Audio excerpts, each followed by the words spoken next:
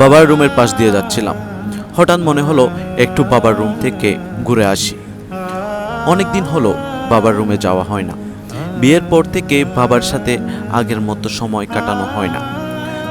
শুক্রবার সময় পেলে বউকে নিয়ে ঘুরতে চলে যাই। বাবা গেছেন কিছু ওষুধ আনতে।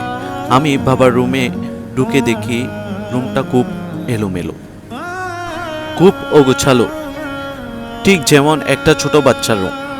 বাবার বয়স হয়েছে, শরীরটাও দিন দিন অবনতি ঘটছে। আমার সাথে তার অনেক দিন কথা তো দূরে থাক, চেহারাটাও দেখি না। সারাদিন অফিস করে রাত করে বাসায় আসি, এসে খেয়ে দিয়ে ঘুমাই পড়ি। সকালে উঠে আবার অফিসে চলে যাই। বাবাকে নিয়ে ভাবার সময় আমার নাই। আমি জুইকে ডাক দিলাম। জুই বাবার রুমে এসে বলল, কি হয়েছে, এত চিৎকার করছো কেন? আমি বললাম, বাবার রুমটা এত অপরিষ্কার আর অগোছালো কেন? সে বলল, আমি তো কি করব? আমি বললাম, কি করবে মানে? তোমাকে না বলেছি বাবার যত্ন নিতে? সে বলল, আমি কি প্রতিদিন শুধু ওনাকে নিয়ে পড়ে থাকবো? যত সব, বাড়ির আরো অনেক কাজ আমাকে করতে হয়। আমি বললাম, তাই বলে বাবার জন্য নিবে না? সে বলল, কেন? ওনাকে তো সময় মতো খাওয়াচ্ছি, সময় মতো ওষুধ দিচ্ছি, এসব কি জন্য নেওয়া না? আমি কিছু বলিনি। আর জানি ওকে কিছু বলে লাভ হবে না। ও এমনই, খুব জেদি। ভালোবেসে বিয়ে করেছি, তাই এসব সহ্য করতে হচ্ছে। জুই চলে গেল রান্নাঘরে। আমি চুপচাপ বাবার ঘর পরিষ্কার করতে লাগলাম। রুমটা পরিষ্কার করার সময় চোখে পড়ল টেবিলে রাখা খাতাটার উপর। বাবা খাতা দিয়ে কি করছে?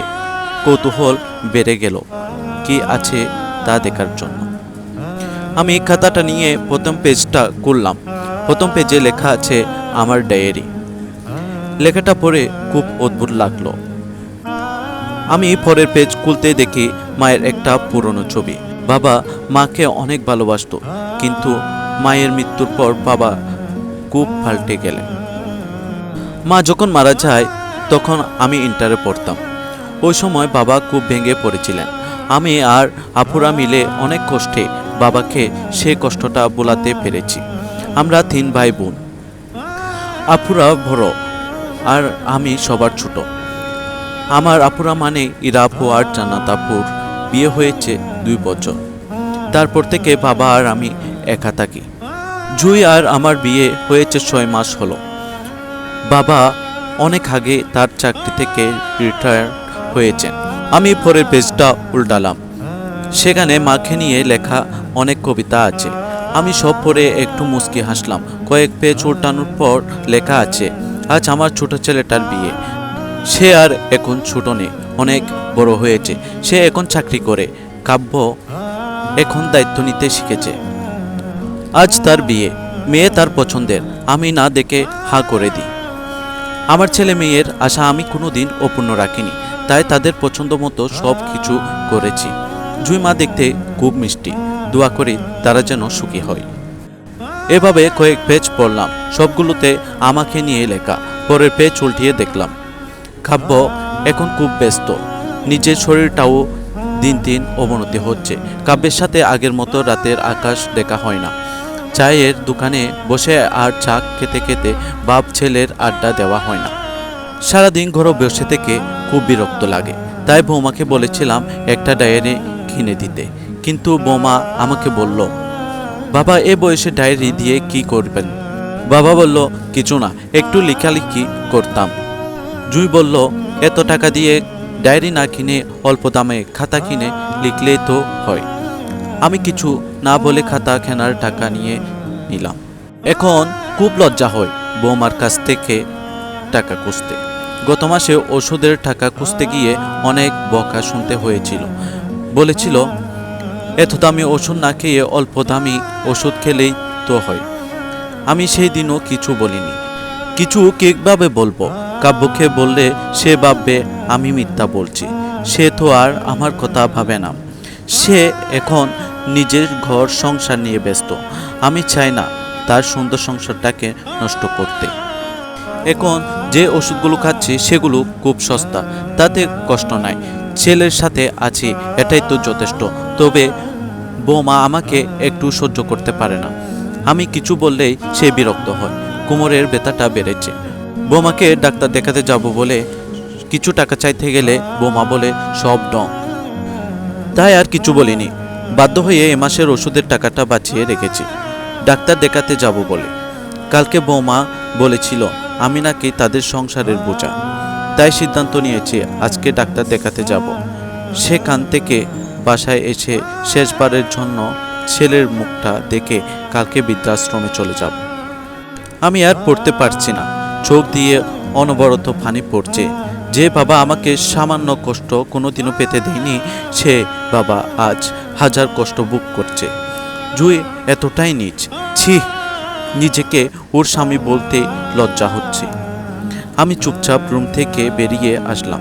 কিছুক্ষণ পর বাবা ফিরে আসলো। সে আমাকে দেখে বলল, বাবা, আমি একটা সিদ্ধান্ত নিয়েছি। আমি বললাম, কি বাবা? বাবা বলল, আমি কালকে বৃদ্ধাশ্রমে চলে যাব।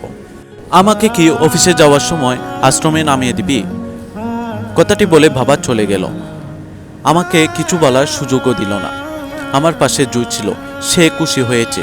আমাকে বলল, যাক, এতদিনে আপদ বিদায় হবে বলে মনে হচ্ছে। কি বলো কাব্য? আমি কিছু বললাম না। রাতে জুইকে বললাম, এই শোনো, কালকে আমরা ছুটিতে যাব কক্সবাজার। তুমি তোমার কাপড় চোপড় প্যাক করে রাখিও। জুই বলল, সত্যি বলছো তুমি? আমি বললাম, হ্যাঁ সত্যি। জুই খুশি হয়ে রান্না করতে চলে গেল। বাবা আমাদের সাথে খায় না অনেক দিন হলো, আজকে আসলো খেতে। জুই বাবার পছন্দের খাবার বানিয়েছে। বাবা তো কাল চলে যাবে, তাই বাবা নিস্তব্ধে খেয়ে চলে গেল। তার চোখের কোণে অশ্রুগুলো ঠিকই দেখতে পেরেছিলাম। সকালে রেডি হলাম। গাড়িতে আমি, জুই আর বাবা বসে আছি। প্রথমে গেলাম জুইয়ের বাবার বাড়িতে। জুইকে বললাম, তোমার ব্যাগটা নাও আর চলো একটু তোমার বাবার সাথে দেখা করে আসি। জুই বলল, কিন্তু ব্যাগ কেন? আমি বললাম, আরে চলোই না। আমি জুইয়ের বাসায় গেলাম। বাবাও আসলো। বাবাকে নিয়ে এসেছি, সোফায় বসে আছি। জুইয়ের বাবা মা আমাকে দেখে বলল, কিরে জামাই সাহেব, অসময়ে যে? আমি বললাম, জি, আপনাদের জিনিস আপনাদের বুঝিয়ে দিতে এলাম। ওনারা বলল, আমাদের জিনিস মানে? আমি বললাম, আপনাদের মেয়েকে। পাশ থেকে জুই বলল, কি বলছো এসব কাব্য? আমি বললাম, হ্যাঁ ঠিক বলছি। আর শোন, তোর মতো নিজ মেয়েকে বউ হিসেবে না রেখে আমি সারা জীবন বউ ছাড়াই থাকবো। আর আমি ডিভোর্সের পেপার পাঠিয়ে দিব, সাথে তোর পাওনা সব টাকাও। বাবা পাশ থেকে আমাকে থাপ্পড় দিয়ে বলল, ছি কাব্য, ছি!